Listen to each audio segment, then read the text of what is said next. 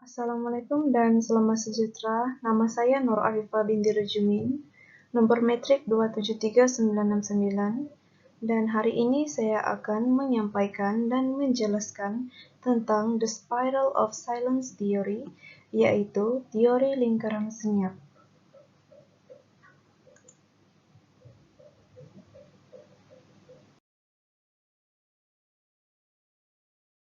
Seterusnya, kita pergi kepada pengasas dan kisah di sebalik penciptaan teori.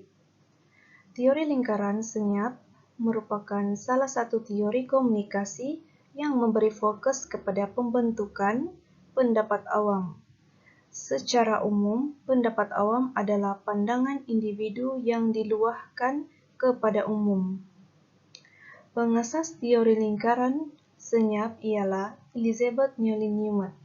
Beliau dilahirkan di Berlin pada 19 Desember 1916 dan beliau juga merupakan seorang sosiologi, pengkaji politik dan profesor pengkaji komunikasi di institusi für Publizistik di Jerman.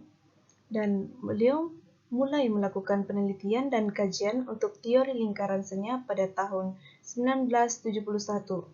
Dan pada tahun 1984, beliau telah menulis buku The Spiral of Silence, dan asas teori ini tidak bermula daripada pemikiran berasaskan teori, tetapi daripada proses memahami senario yang terjadi dalam masyarakat melalui hasil penyelidikan.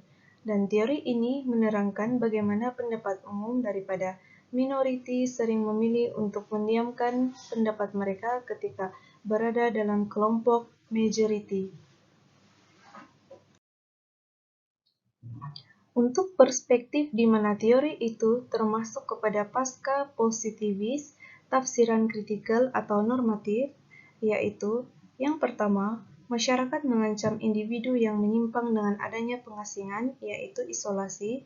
Yang kedua, individu mengalami rasa takut terhadap pengasingan yang menyebabkan individu coba menilai iklim pendapat sepanjang masa.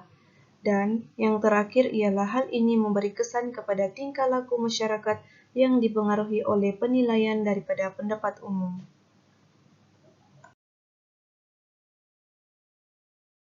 Seterusnya, kita pergi kepada idea utama dan prinsip teori. Media massa berpengaruh terhadap pendapat publik, yaitu media massa mempunyai 3 ciri, yaitu kumulasi, ubiquity, dan konsonan. Konsonan menggambarkan bersapadu tentang pelbagai isu oleh media, dan kesan konsonan ialah dapat mengatasi masalah pendedahan yang terpilih. Dan lingkaran senyap ialah isu kontroversi individu membentuk gambaran mengenai taburan pendapat umum dan menentukan apakah pendapat umum itu berubah ke arah bersetuju dan pendapat mereka.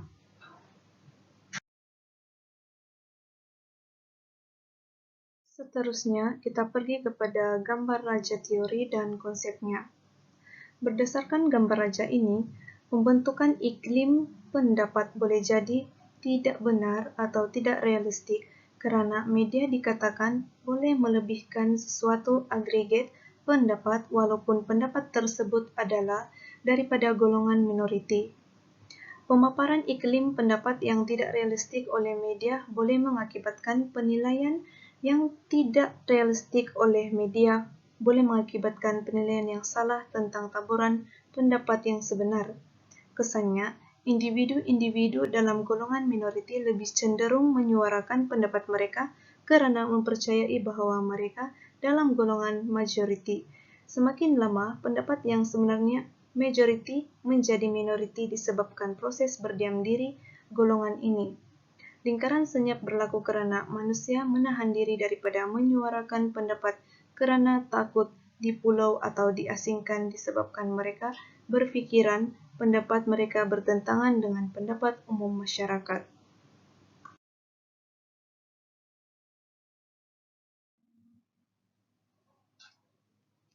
Seterusnya, kita pergi kepada konsep kepada gambar tersebut, iaitu antara konsepnya ialah fear of isolation, iaitu rasa takut akan pengasingan, takut diri mereka tidak dihormati dan tidak disenangi oleh semua orang.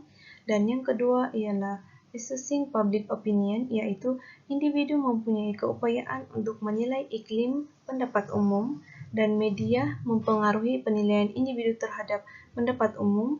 Media mempengaruhi penilaian individu terhadap pendapat umum karena media ada di mana-mana dan berterusan. Dan yang ketiga ialah willingness to speak. Dan jika seseorang percaya bahwa pendapat majoriti bertentangan dengan pendapat mereka dan menyimpang jauh dengan pendapat mereka, maka mereka tidak akan berbicara dan memilih untuk diam.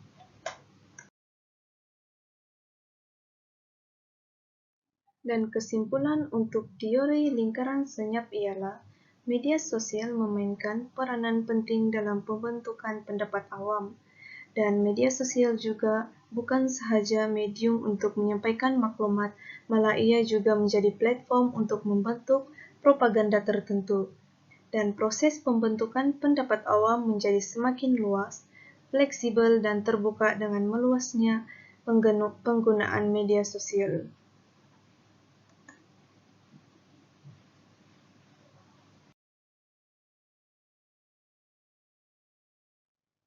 Sekian sahaja penyampaian dan pembentangan saya pada hari ini. Terima kasih.